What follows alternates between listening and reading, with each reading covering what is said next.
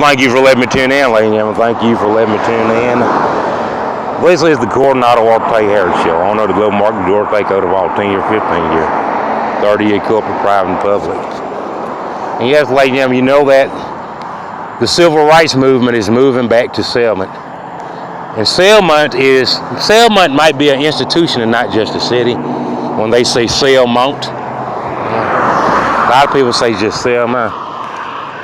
But nevertheless, ladies and gentlemen, I think the civil rights movement will really be able to take a deep breath and relax when it realizes it's in a place where a whole lot of ruckus and a whole lot of disorderly stuff is going on. To get back somewhere where they can to really focus it and and wash it up and polish it and make sure it's protected. You know what I'm saying? Somebody that really can. Who's gonna care about something? People that conceived it. People that thought about it and said, we want to make a difference and make things better. If somebody come and steal your child from you and you never see your child again, man, you might goddamn panic for the rest of your life until you find out that child is all right. You know what I mean? What did they do to my child? They stole your child from the hospital the same day it was born, and you haven't seen it since. You see what I'm saying? So a lot of people, they gonna goddamn, all their hair gonna turn white because they gonna be just upset and just totally dehydrated and depleted thinking about the safety of that child. They gonna feel like it was their fault that somebody stole that child. Maybe they got to talking to their friend and not paying attention, and they let a stranger in there and snatch their child from them. Stuff like that. I mean, there's going to be a lot of examples. I'm going to have a lot of people to call and write, and I'm going to tell you how they think about it. To tell me, why do you think that the civil rights movement is going to be better off in Selma? You know what I'm saying? Everybody say a whole lot of reasons. Man, Montgomery have a lot of different things going on, and civil rights ain't one of them. You know what I'm saying? Montgomery has an entertainment district problem. They have a drinking problem where people like to drink from bar to bar until they need a chaperone to get them from the alley bar. They have an opioid crisis. They have an abortion crisis in Montgomery. You know what I'm saying? They have a lot of illegals in Montgomery. They got people abusing Social Security Department. People are abusing Social Security income, and they're stealing money from people that really deserve that money. They stealing it from them. Or they're taking money from the government that they don't supposed to be taking from the government. They have all kind of problems in Montgomery. A real bad gambling problem for sure.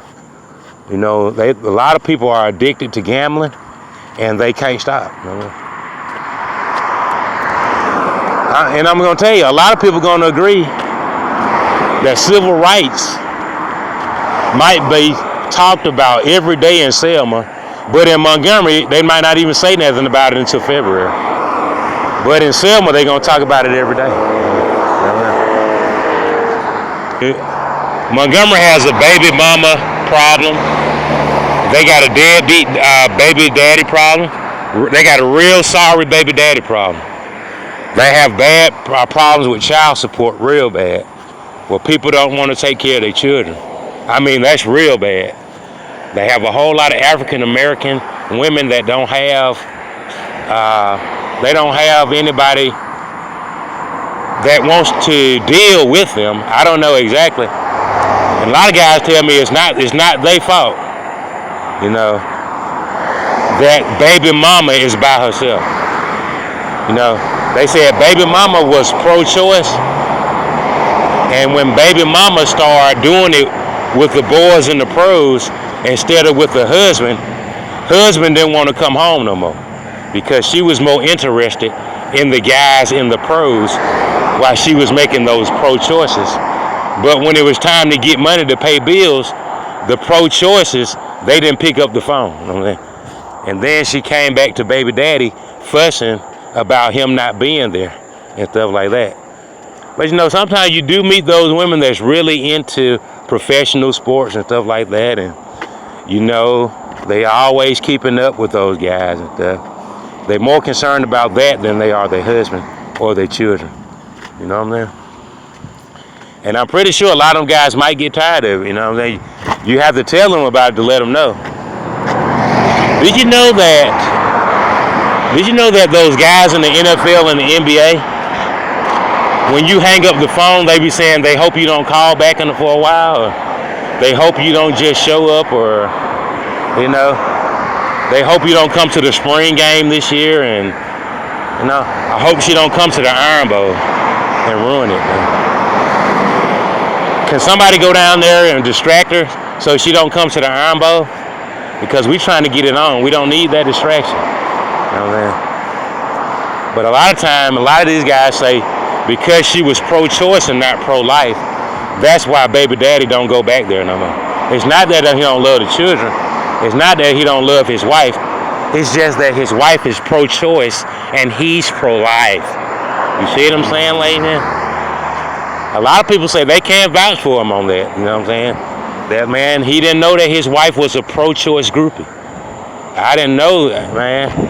That guy told me he didn't know that his wife was a pro-choice groupie and that she was still nuts. And she was still going nuts about guys that played ball with them that made it to pro-choice. You know what I'm saying? And they was killing them out there before the game was even over with. You know? Sad, but it's true. Before the fourth quarter, man, they was just killing it right out there in front of everybody. Blunt force trauma, CTE, sometime game-ending injury. They was just killing it with that pro-choice. And I'm like, damn, a lot of people say they didn't know that their wife was a murderer like that. Murdered him right out there before the game came to him. I tell you, man. They said sometimes she wouldn't even come home. She'd be out there with a whole lot of girls that like girls with those posters with those sticks saying, hell no, they not coming home. They having a slumber party in D.C. for 7 days at the Embassy Suites. Like, damn, man. Man, when is it going to end, man? I tell you. I'll tell you later. So a lot of people say, it's not that they don't love their wife, is that their wife got off into that rave type of lifestyle. You know, she see rainbows and Lucky Charms, and she just don't never want to come down off of that Molly high and that ecstasy high that she's on. She always go from one extreme to another. The reason why I didn't come home because I was doing a pro-choice rally. I was down at the game at the Iron Bowl for the weekend with my sorority sisters, and I had to go down to my mama's damn house for a while. We had a family reunion and stuff like that, and my sister needs me, her husband's sick, and stuff like that. And eventually, you know, he just went his own way, man. But now she has a chance to bitch about him not being around. But if she could roll that tape back, she was never around anyway, you know what I mean?